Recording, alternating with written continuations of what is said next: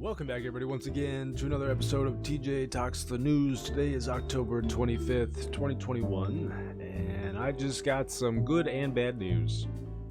It's simultaneously good and bad, and it's pretty amazing, actually, that I went and had a CT scan done a week ago now, I think. Less than a week, even. And I can access the results of my labs right online. It's truly magical. It is truly amazing. What's really amazing is that it took us this long to get to this point. I know this isn't new, but it's not that old either. And they had been calling for this kind of stuff for a long time, I think, before it finally happened.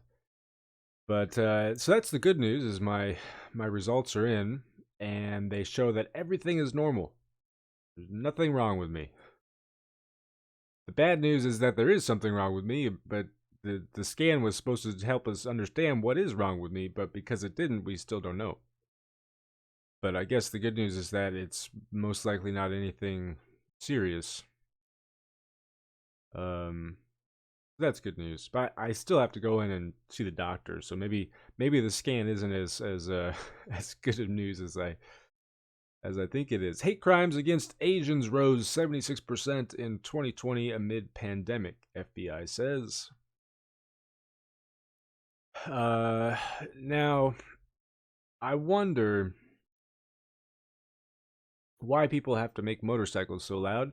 No, but I wonder why, or if this statistic would have been the same or roughly the same had Trump not started, and I'm not even sure he started the anti-Asian propaganda with stuff like the China virus and whatnot. So, and I think the Asian population as a whole, and of course it's a very diverse population, so I guess I'm talking mainly about what most Americans would think of as Asian whenever they hear that word, mainly Chinese, Japanese, Korean, Southeast Asian, maybe. But I mean, they're an interesting group, I think, to study through the lens of racism in America, because they've occupied just a space that I'm not sure many other immigrants have been able to occupy. At the same time, of course, they have faced lots of discrimination for centuries here. So it's, but it's interesting to me that a lot of the stereotypes surrounding Asian people tend to be more positive. And maybe I'm thinking about this all wrong, and somebody can school me on all this. But it's just interesting, like, black people, oh, they smoke crack, but Asian people are good at math. Like, what? Like, I don't know. I think it's interesting, but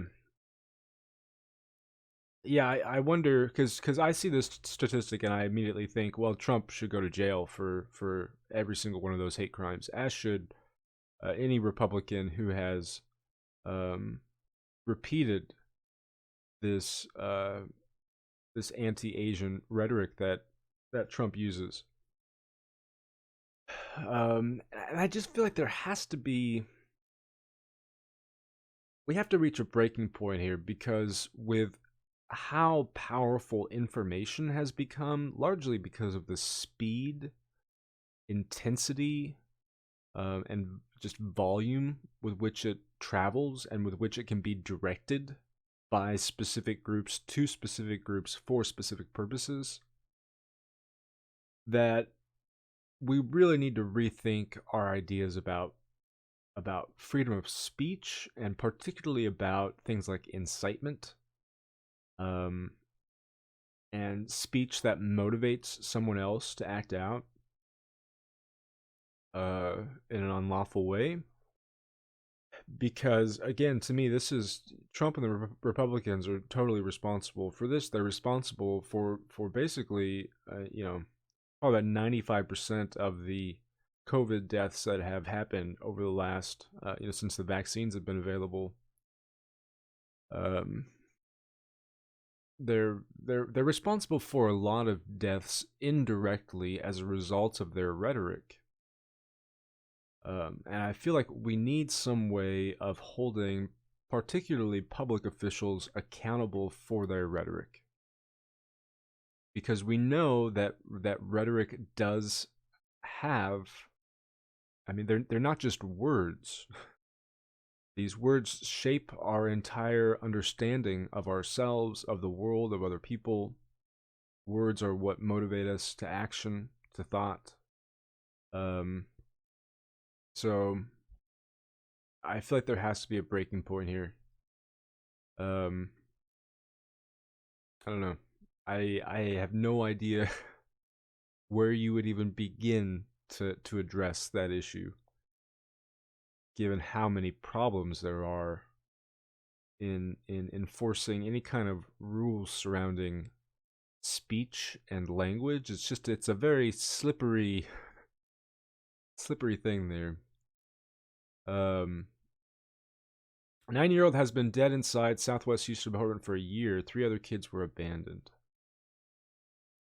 Wow.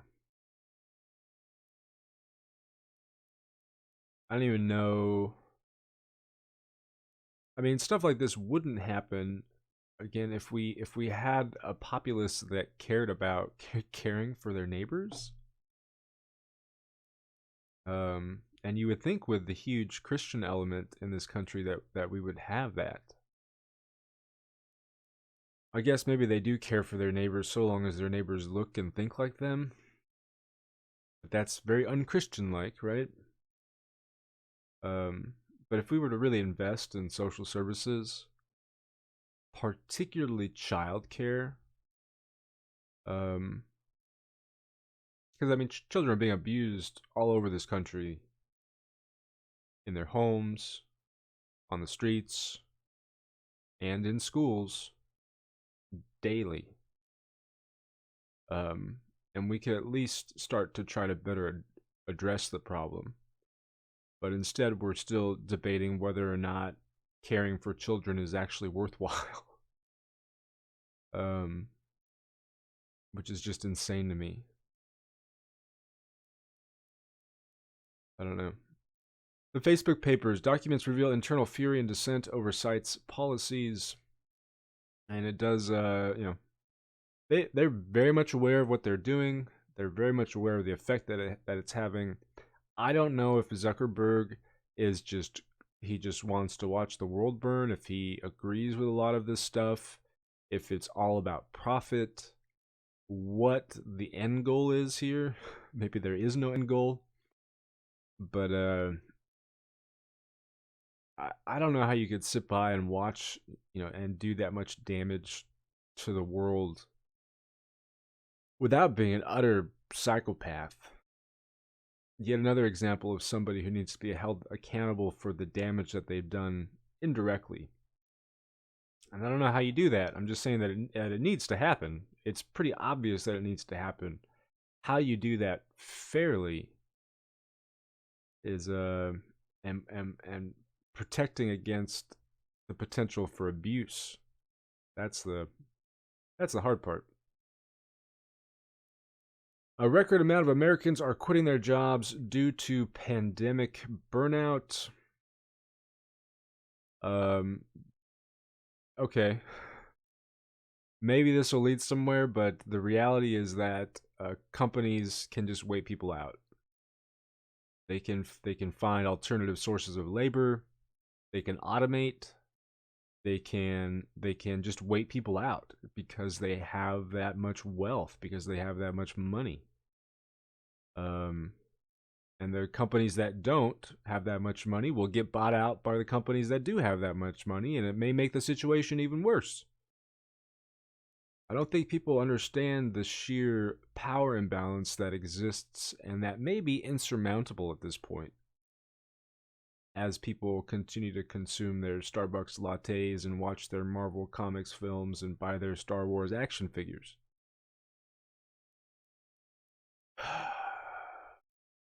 Happy Monday, everybody. Supporters of unvaccinated NBA star Kyrie Irving, you can tell I don't pay attention to this shit. Storm past barricades outside game. Okay, I was kind of expecting to see a lot more of this stuff as like the vaccine mandates and stuff went into effect. Um,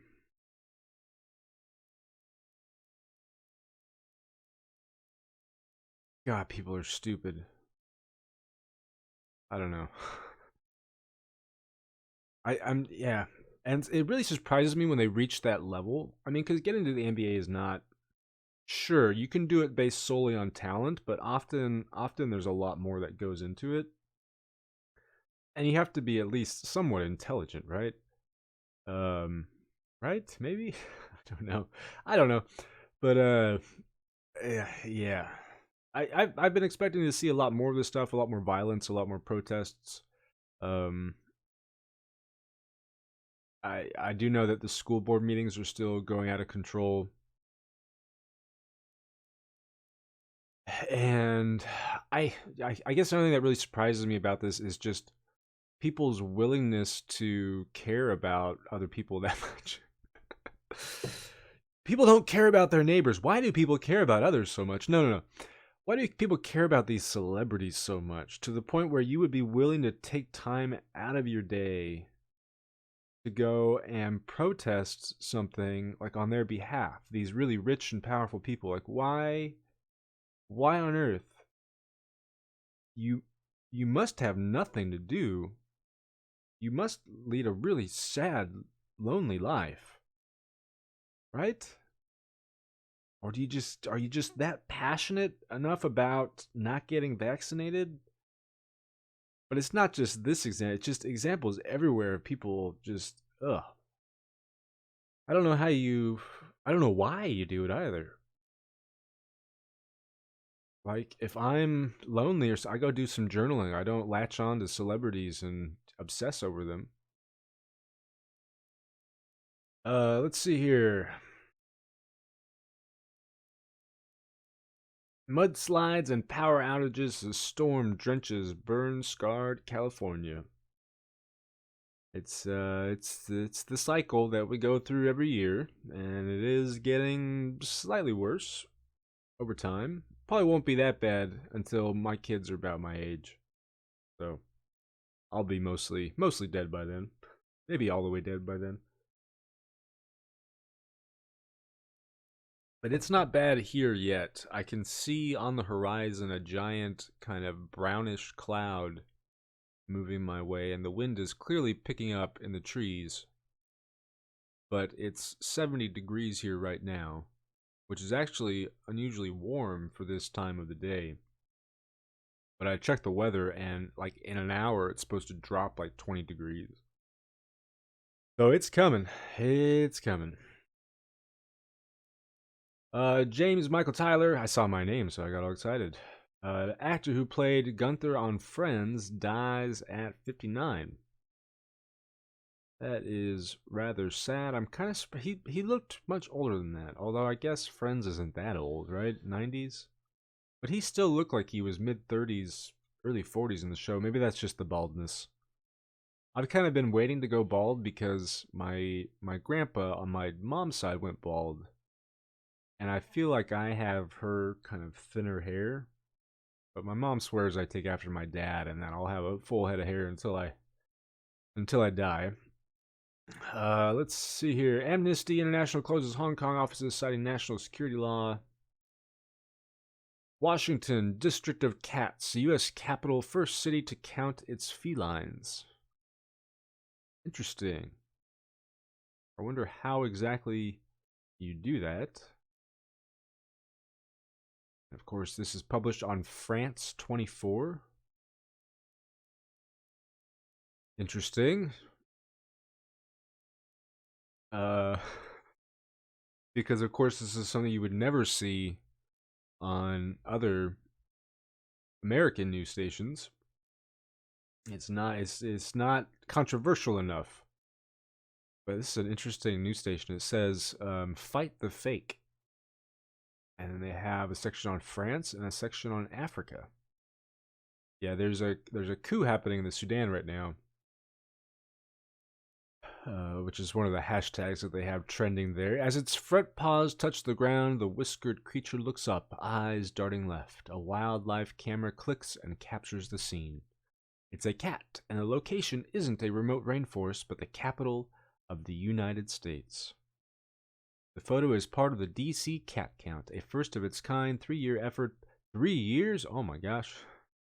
They're trying to count every Felis catus in Washington. I think that's how you pronounce that. It found that there are 200,000 cats in the District of Columbia. Really? That seems really low to me. Huh. I figured there would be more. Maybe there aren't a lot of cat people in DC. Maybe I'm overestimating just how many cats there are in general. Who knows? Representative Jim Banks suspended from Twitter for misgendering trans government official Dr. Rachel Levine.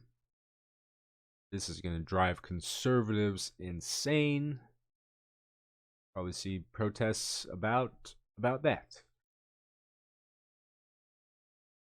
It's yet another example. I don't know. I always feel like attacking people for hypocrisy is like basically the easiest way to attack people, and I don't pay a lot of attention to it because we're all hypocrites to a large degree. And it's just kind of, I think it's part of being human. And of course, sometimes what's perceived as being a hypocrite is just somebody changing their mind.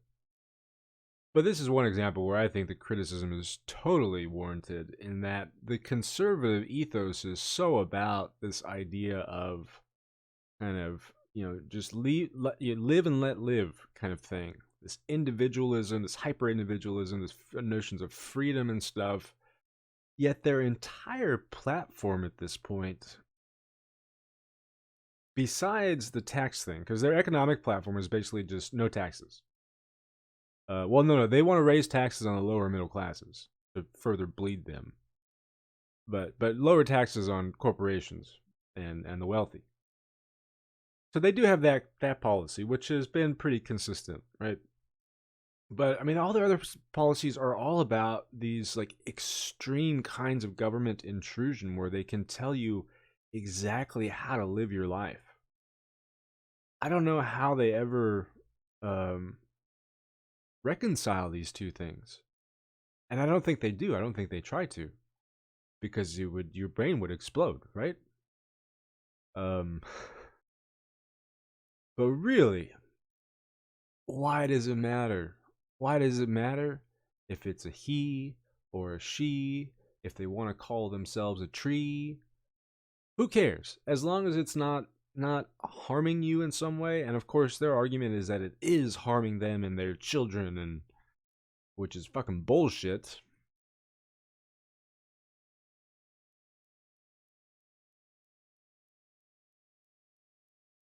"911 operator hung up on Spanish-speaking caller in deadly Lehigh Valley fire," lawsuit alleges. Wow.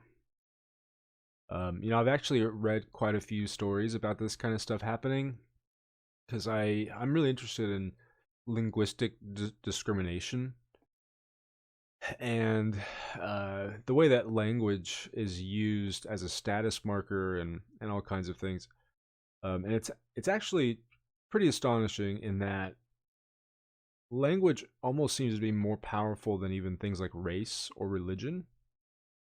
And of course, when you think about it, our language is caught up in those two things, right? Our language is a reflection of those things, or I would put it that those things are kind of a reflection of our language. Kind of both of those things back and forth. But what the hell was I talking about? I lost my train of thought now. Oh yeah, language discrimination. So I've looked at studies and stuff that show this kind of stuff starts really early in life, where young children can kind of pick up on differences in dialect and accent and make conclusions about the speaker, or what they think are fair conclusions about the speaker, based on stereotypes. And then I've also talked to people, particularly in the medical field, who hate Spanish speakers, who the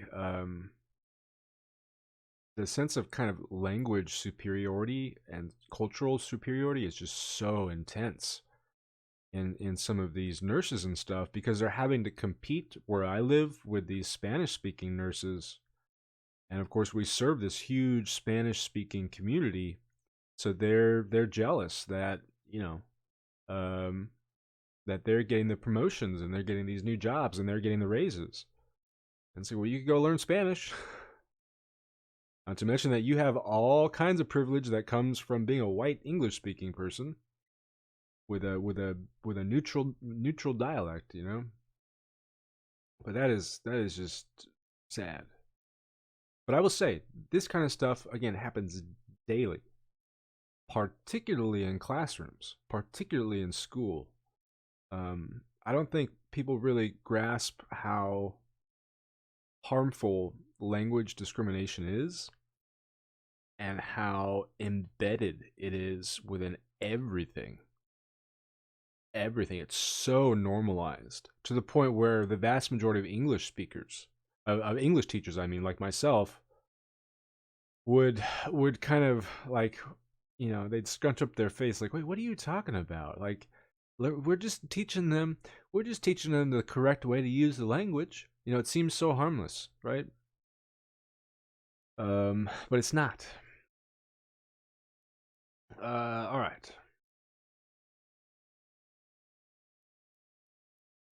Fauci predicts COVID shots for kids 5 to 11 will be available by early November. I thought they were saying the end of October, and now it's early November. I still haven't seen any updated numbers on the number of parents who plan on getting their kids vaccinated. My son is sick once again. My daughter may be getting sick once again. Since they've gone back to school, it's just been one illness after another.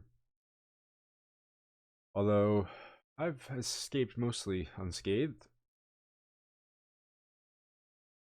Hey, maybe this will be the 100-year storm that I keep reading about that we're supposed to experience and that we're kind of overdue for.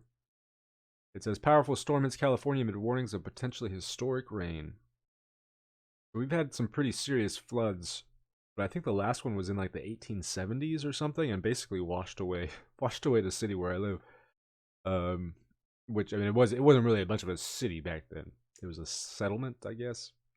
There were, of course, Native Americans in the area. So, oh man. Anyways, that's gonna be interesting. I hope it's gone for the most part by tomorrow, because I have to drive a long distance, and my car is not great in the rain. So, and I probably need new tires. Oh yeah, that's the big story that's been going around. I don't think I've talked about. I don't know. I can't remember if I talked about it last Friday or not, if it had happened. Um, but on the set of the film Rust, Alec Baldwin discharged a prop gun and ended up killing the. Oh gosh, I forget what she did. She specialized in stunts or something. Or no, she was a cinematographer and also struck an assistant director.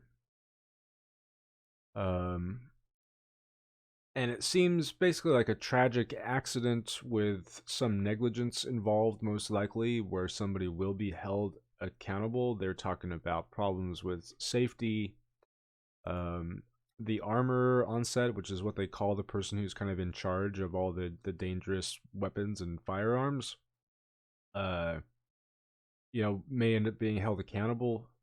I'm not entirely sure what's happening with that, but I mean, this isn't the first time something like this has happened, and clearly, this is another example of hypocrisy that I think is probably worth pointing out. In that, Hollywood's kind of often trying to lift up a lot of these social causes and stuff, and equality and fighting racism, and it gets better and all this kind of stuff, while simultaneously treating a lot of their employees like utter shit. Um, and then doing things like catering to Chinese authoritarianism. So there's hypocrisy all around, and maybe that's why I think it's just kind of lame to attack people for it. Again, like I said, it's so common. But then you see these examples of these really powerful people doing it, and they'll tell you, "Hey, let's all treat our workers nicely," and then meanwhile they're cutting corners every chance they get and making use of immigrant labor and all, and paying those immigrants crap and just all kinds of terrible shit. So obviously safety precautions,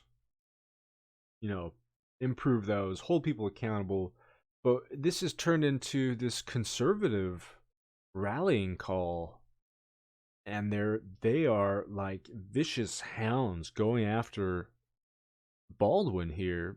I think largely because of Baldwin's role in his Trump imitation on Saturday Night Live. He's also an outspoken, liberal and critic of Trump and critic of gun rights and stuff.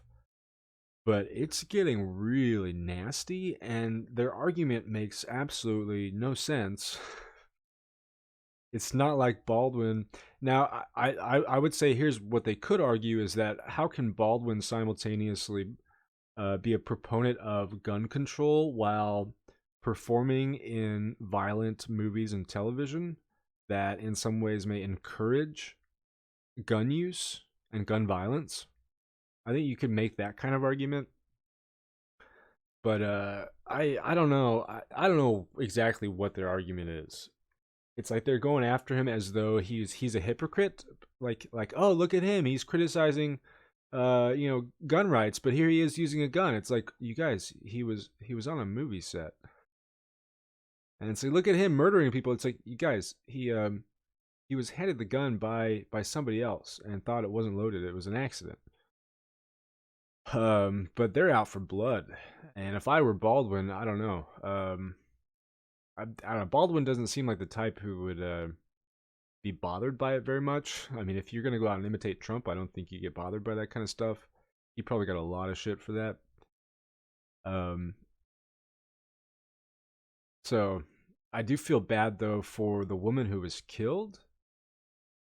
And they do this with everything, with all of these tragedies. It's just so gross.